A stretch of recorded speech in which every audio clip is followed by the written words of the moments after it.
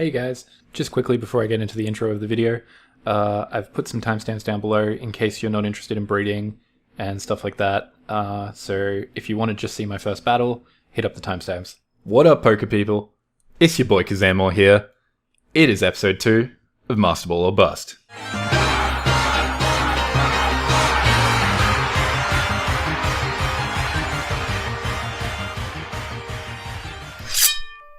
In this episode, I will be showing you how I acquired all of the different Pokemon that I'm using in my Battle Stadium singles team, and how I got them shiny, because I love shinies.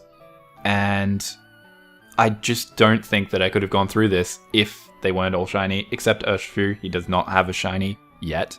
One problem I had is that I have awful luck in mainline games with shinies. I didn't get my first shiny in a mainline Pokemon game until this one. As I said in the last episode, I took 120 hours or so to get shiny Wooloo. It was awful, and I did not want to do that again. So Alex reached out to me, my best friend Alex, and he said he's going to help me. He helped me by getting Cinderace, Volcarona, and Rotom shinies, and I will be forever grateful for that. He is just the best friend anyone could ask for, honestly. While he did acquire 3 of my shinies, I acquired 2 of them. I got Ninetales and Mimikyu, and I also went through the effort of getting Single Strike Urshifu because, well, I had to. I had Rapid Strike Urshifu, who is still really awesome and I love him, but it meant I had to do the entirety of the Isle of Armor DLC again, which sucked. I really did think that Urshifu would be a good midway point between really boring breeding and having some fun actually playing the game. I was wrong, because I decided to skip out on getting the Rotom Bike and Corviknight taxis. They make the game so much quicker. Without them, you have to run a lot, and it generally is just so much slower that it's really not worth it. If any of you guys decide to get another Urshifu, my first recommendation would be don't.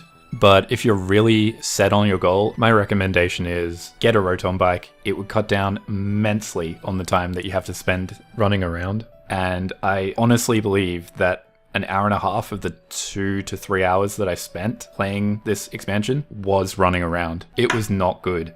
Not long after getting to the Isle of Armor, I saw this idiot. He decided to catch 150 Alolan Diglett and then just lost all of them. He's probably the kind of guy who buys a puppy for Christmas and then gets rid of it the next day. Irresponsible pet owners, they're the worst. But he did say that he would give me something nice if I caught them. That'll come into play a little bit later.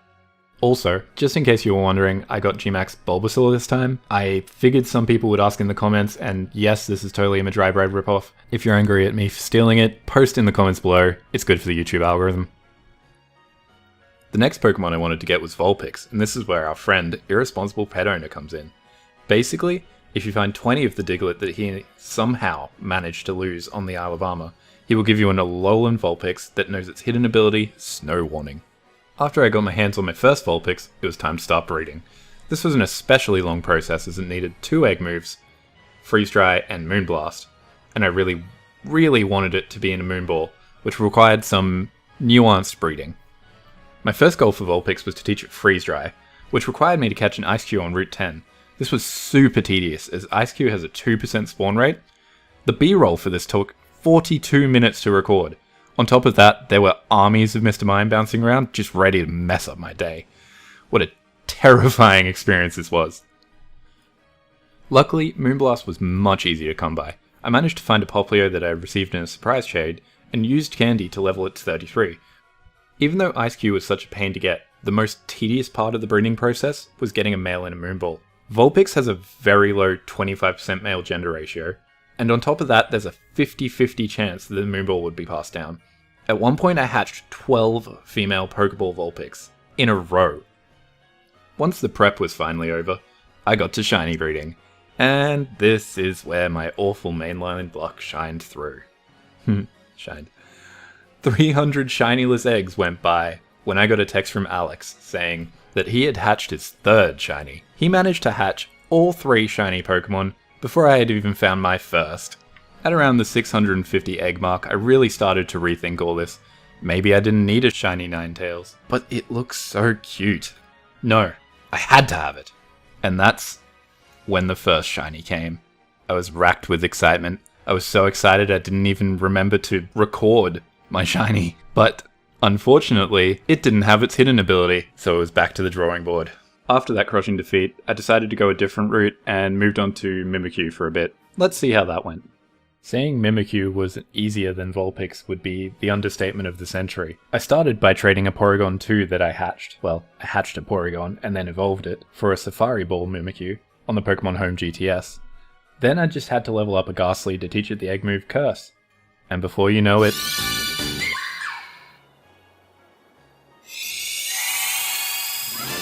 I already got it.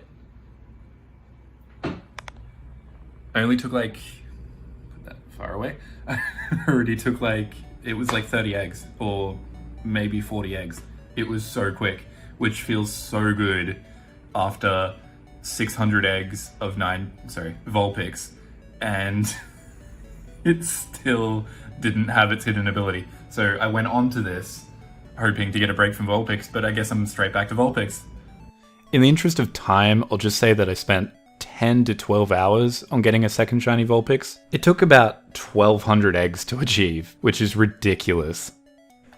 Snow warning! Sorry about the loudness of that, but that is so exciting. We did it, boys. We did it, Reddit. Let's go. Let's go. Oh. Oh, wow. Okay. That was a long slog. Now that I had my full team, I had to do one of the more tedious parts of post-breeding, EV training. I've heard this was absolute hell in the old games, but they made it a lot easier in Sword and Shield. So I bought a ton of vitamins and began my spree. I kept a Google Doc listing all of the Pokemon I had to beat and who I had to beat them with. This made it so much easier to keep track of. My next goal was to level them all up to 100 so I could bottle cap them and teach them all the moves that they need. This really turned into an adventure. I found myself going to Balonlea, the wild area, where I managed to get Volt Switch from the Rotom Rally and then walk 5 feet and managed to find Nasty Plot. It was super lucky and made for a pretty cool clip. This section of my journey was a really fun time. It was great just rediscovering the world of Sword and Shield and finding little things like TM spots and stuff like that that I really hadn't thought about when I first played through the game because I didn't like competitive at the time. After finally reaching level 100 on all of the relevant Pokemon, I decided not to reach 100 with Cinderace. He mostly just needed TRs, and he didn't need to be bottle capped because he just had really good stats as it was. I just needed to bottle cap them, and we were on the final stretch. So now that I've got my team together, I've got their held items, their EVs are all good, it's time to battle. Wait, what's going on? Stop! That's right, ladies and gentlemen. It turns out that Alex wasn't my best friend, he was my rival all along. Just as a side note, he is actually my best friend. I don't want him to hurt me.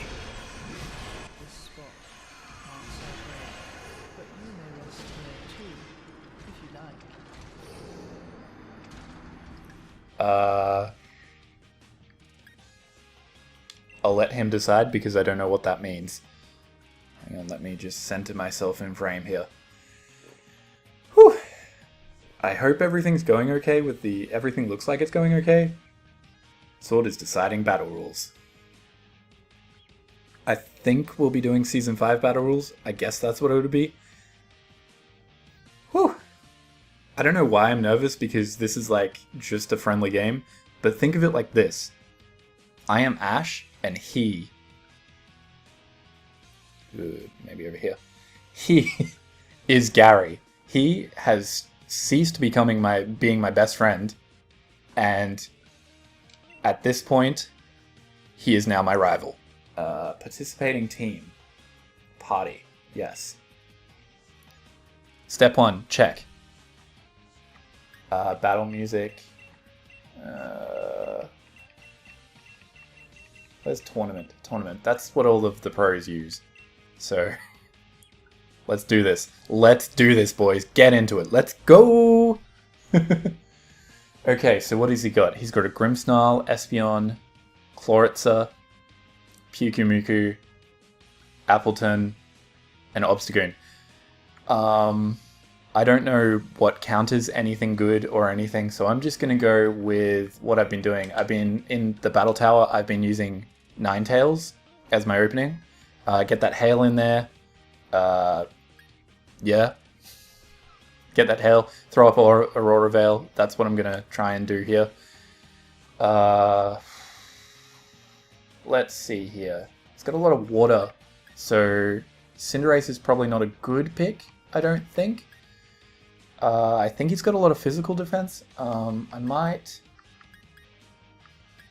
go... This might be a mistake. I think I'm going to try and Dynamax... what's his name? Mimikyu? And then... let's use Rotom at the third. I think he's special? No. I'm going to use... Ugh. Volcarona it is. Let's go. Let's do this.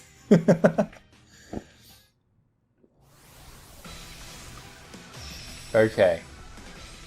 That's us. This is getting intense. I'm a little nervous. Like I keep saying, this is my first ever proper... I kind of know what I'm doing. I understand general basics now. Back when I did the rental team, I didn't understand anything at all. Got his Espeon out as the lead. Okay. Espeon's a special attacker, I'd assume. That would make sense. It's a psychic. Got that hail out. Hit him with that first turn environment. I'm going to drop an Aurora Veil here. That does some stuff. Oh, this is a mess, isn't it? I hope this is fun to watch, because this is truly like... I'm enjoying this as like a new frontier, you know? So... hopefully this is fun to watch. What will he do? What will he get into? Oh, I'm a little nervous. I'm excited though.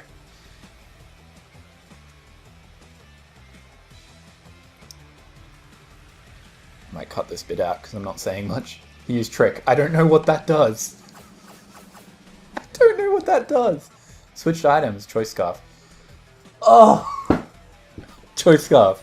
What Choice Scarf does is it locks you into the move you're using. So I'm just going to only be able to use Aurora Veil now. So I'm going to switch out, obviously. I'll switch out to Noir, my Mimikyu, who, by the way, I love shiny Mimikyu. I think it is such a cool idea to have like that black and white feel. And I got that Safari Ball for the disguise sort of thing. I don't know. I thought it was cool.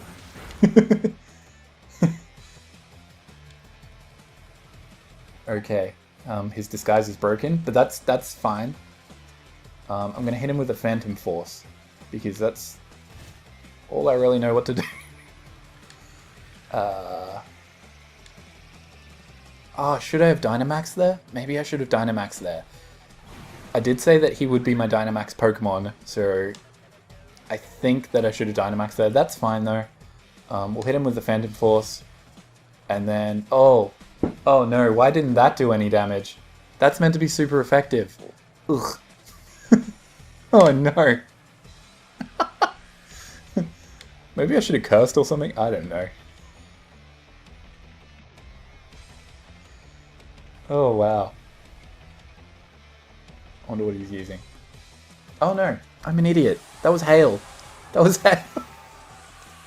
The next turn hasn't happened yet. Okay, he's Dynamaxing his Espeon. Very cool Dynamax Pokemon. I think, who knows, he might 1-KO me. One Pokemon, KO the whole team. Who knows? Hopefully this Phantom Force hits him for some good damage though. Oh! Look at that! Look at that! And, oh, I survived. Oh, that's really exciting. Should I drop down the substitute? What's that do? What's that berry do? That's a healing berry, I think. Yeah, that's a healing berry. Figgy berry. Oh, this is so exciting. Maybe I'll be able to down him with the hail chip damage. I'm gonna hit him... I'm gonna substitute here. Possibly something I should have done on my first turn. This was probably actually a bad idea. Does hail hit through substitute? Hit me up in the comments below. Does hail hit through substitute?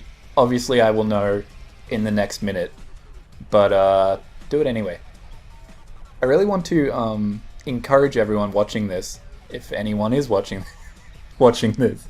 No, I'm sure someone will watch.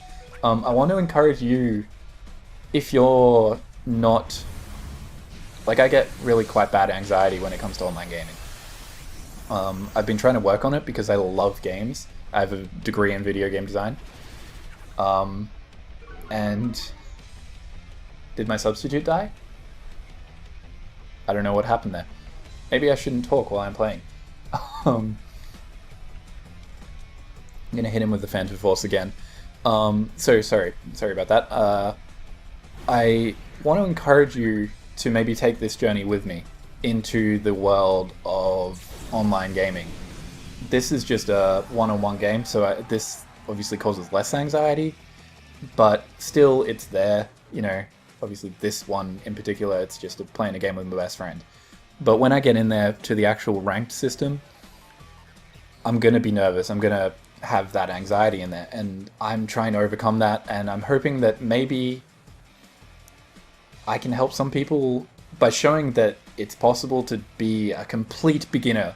Like, I've played this game a lot in my life, but a complete beginner generally, to get in there and just have some fun. I really, really would love to... Got him down, got his Espeon down. I'd love to just be able to, I don't know, hopefully inspire at least one person to do what I'm doing. Yeah, because it's been a lot of fun researching and doing all this with, especially with Alex helping me out. Let's curse dude. I'm going to play Pain Split here. I think that averages out our damage. Attack damage? I don't know. Yeah, it does. We're doing good, boys. We did it, Reddit. Sorry, I'm sure not all of you are boys. I'm going to Pain Split again. Why not? Does it work a second time? It sure does. This is a weird strategy, but I don't know, it's fun. Sorry about that, I don't know, stuff before. I do hope that it helps though. I truly, truly do. Okay, he's Chloritza. I want ice because Freeze Dry is super effective against water. Which is nice. And Kuzunoha is on full health. And we hit that Hail back up there. I'm really excited about this. I think I've got a pretty good... Should I have Dynamax there? No. No, because Freeze Dry is better than that. I think I've got a pretty good idea of the general specifics of it all. Yeah.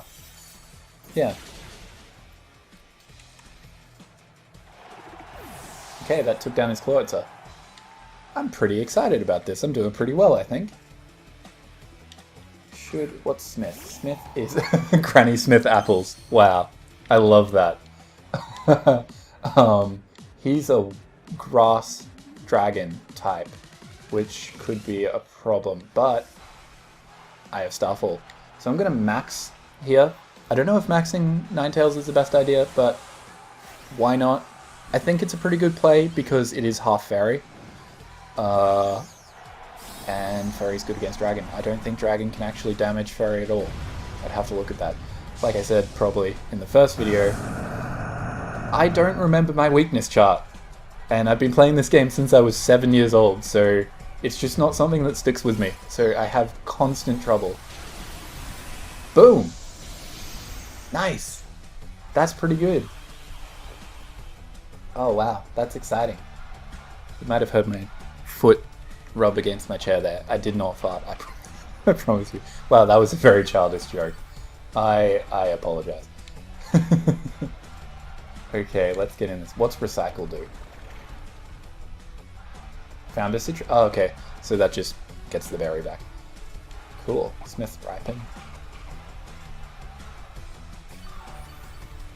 What's that? Oh, wow. Wow. That's amazing. You just completely... Wow. Okay. He completely, like, from that much health to full, basically. That's amazing.